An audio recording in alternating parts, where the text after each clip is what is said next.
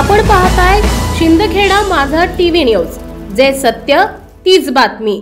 शिंदखेडा येथे योगी दत्तानाथजी महाराज यांच्या मार्गदर्शनाखाली बांगलादेश येथे हिंदूंवर होणाऱ्या अत्याचाराच्या निषेधार्थ जन आक्रोश मोर्चा काढण्यात आला। यावेळी हिंदूंच्या मानवाधिकार, मालमत्ता आणि जीवाचे संरक्षण करण्याबाबतचे निवेदन भारताचे पंतप्रधान माननीय नरेंद्र मोदी यांच्या नावे शिंदखेडा तहसीलदार यांच्या मार्फत देण्यात आले। सदर निवेदन नायब तहसीलदार श्रीमती शारदा बागले यांनी स्वीकारले। यावेळी हिंदू बांधव मोठ्या संख्येने उपस्थित होते। सदर मोर्चा भगवा चौक येथून सुरू करण्यात आला। पुढे छत्रपती शिवाजी महाराज चौफुली येथून कचेरी चौक मार्गे तहसील कार्यालयावर धडकला। दरम्यान विविध घोषणांनी परिसर दुमदुमून गेला होता। चिमुकली अलकाने दिलेल्या घोषणांनी सर्वांचे लक्ष वेधले। बटेंगे तो कटेंगे, एक है तो सैफ है अशा घोषणांनी शिंदखेडा शहर दणाणले होते।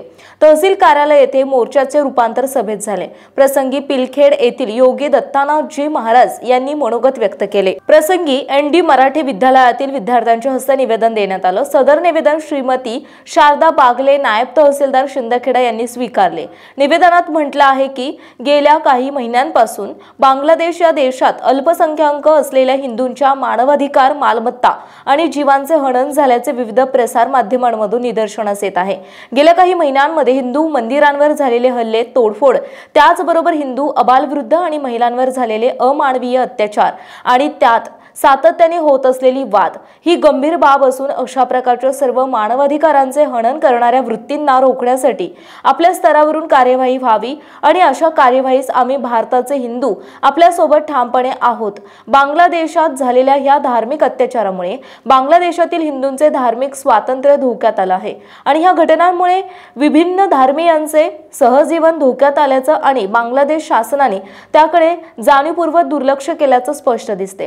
प्रस्तुत निवेदनाद्वारे आम्ही आपल्या हे नजरेस आणत आहोत की अशा प्रकारे केलेल्या असहिष्णु आणि अमानवीय अत्याचारांमुळे बांगलादेशातील हिंदू समुदाय हा त्रस्त आणि व्यथित असून जगभरातील हिंदू समुदाय याची दखल घेत आहे।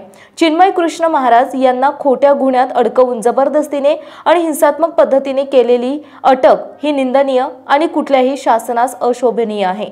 सदरील अटकेनंतर बांगलादेशातील हिंदू समाजाने लोकशाही पद्धतीने केलेल्या आंदोलनास हिंसात्मक पद्धतीने आणि अत्याचाराने चिरडण्यात आले।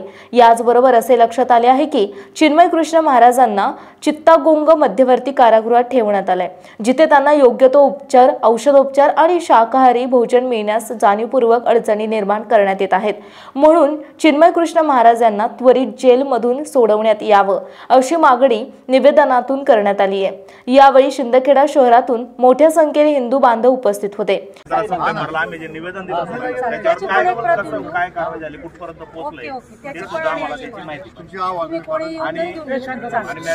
त्या निवेदनात आम्ही नमूद केलं होतं की शिंदखेडा रोहिंग्या राहतात आणि त्यांना कुठून कुठल्या तरी मार्गाने आधार कार्ड वगैरे बनवलं जातं, त्याच्यावर आपण काही कारवाई केली का आजपर्यंत आमच्या निवेदनावर?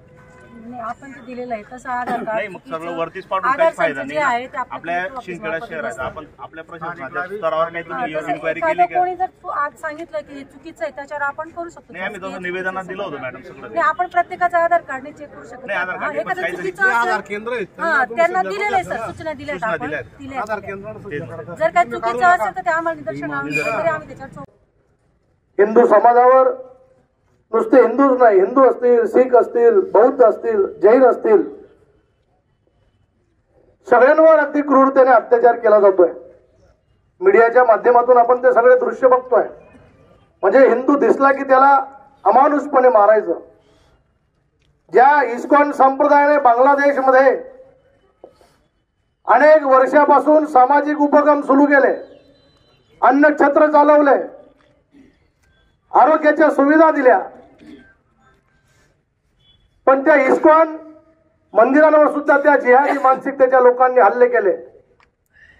चिन्मयदास सारख्या हिंदू संतांना त्यांनी कारागृहात डांबण्याचं काम केलं आणि क्रूरतेने हिंदू साधू संतांवर, हिंदू मंदिरांवर हल्ले रोज बांगलादेशमध्ये सुरू आहेत। याच्यातून यांची मानसिकता दिसते।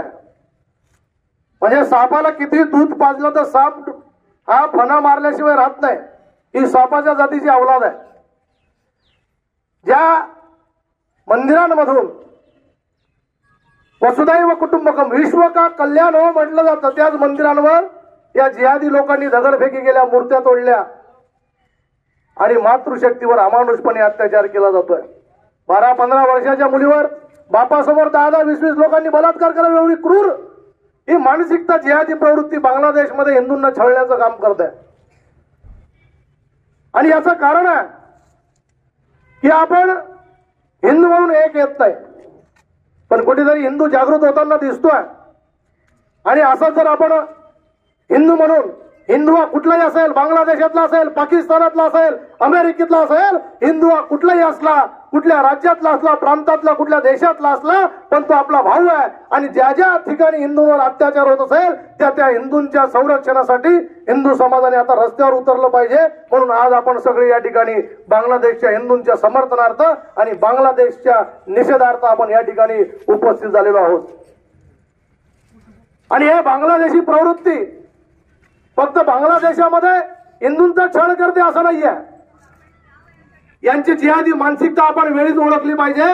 आपल्या देशामध्ये जर आपण विचार केला तर भारत देशामध्ये 10 कोटी घुसखोर आता सद्यस्थितीला राहत आहेत। 10 कोटी।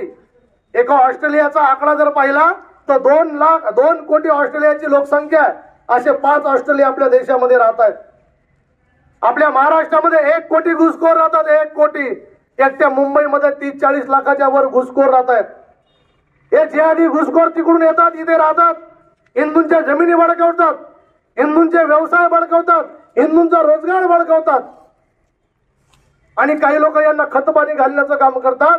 माझं तर वैयक्तिक मत असं आहे, इथे पोलीस प्रशासन पण आहे, ज्या ज्या ठिकाणी असे नवीन चेहरे आपल्याला दिसत असतील तर आपण यांना योग्य वेळी व्हेरीफाय केलं पाहिजे।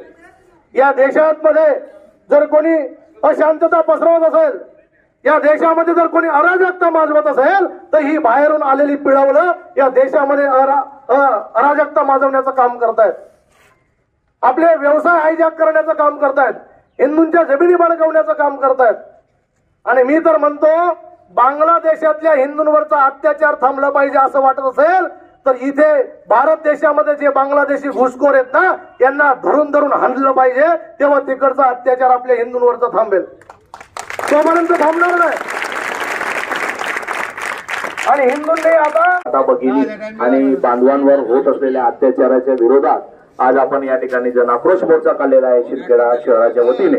आणि ज्या बांगलादेश हा देश हा आपल्या भारतातूनच निर्माण झालेला आहे आणि बांगलादेश या ठिकाणी शेख हसीना यांच्या वडिलांनी जे बांगलादेशला वेगळं करण्याचं कार्य केलं होतं त्या माणसाचा पुतळा सुद्धा त्यांनी पाडून टाकलेला आहे। तर यावरून आपल्याला कळतं की त्यांची वृत्ती, ती जिहादी वृत्ती किती खतरनाक आहे। म्हणून आपल्याला या ठिकाणी एक आहे तो सेफ आहे, याप्रमाणे आपल्याला राहायचंय, जाती वाटून नाही घ्यायचंय स्वतःला, हिंदू म्हणून आपल्याला पुढे यायचंय। दुसरी गोष्ट अशी, माता भगिनींवर खूपच मोठमोठे अत्याचार त्या ठिकाणी होत आहेत। आपण सोशल मीडियाचे सामाजिक माध्यमे व्हॉट्सअप वगैरेच्या द्वारे आपल्यापर्यंत ते बातम्या पोहोचतायत, व्हिडिओ पोहोचतायत, यावरून आपण जागृत व्हायचंय। आणि आपलं जे म्हणणं आहे, आजचं जे निवेदन आहे डायरेक्ट आपलं माननीय पंतप्रधान मोदी साहेबांनाच द्यायचंय आणि ते प्रशासना थ्रू ऑफ चॅनल आपण ते देणार। प्रतिनिधी भूषण पवार सह व्हिडिओ प्रतिनिधी जितेंद्र सूर्यवंशी, शिंदखेडा।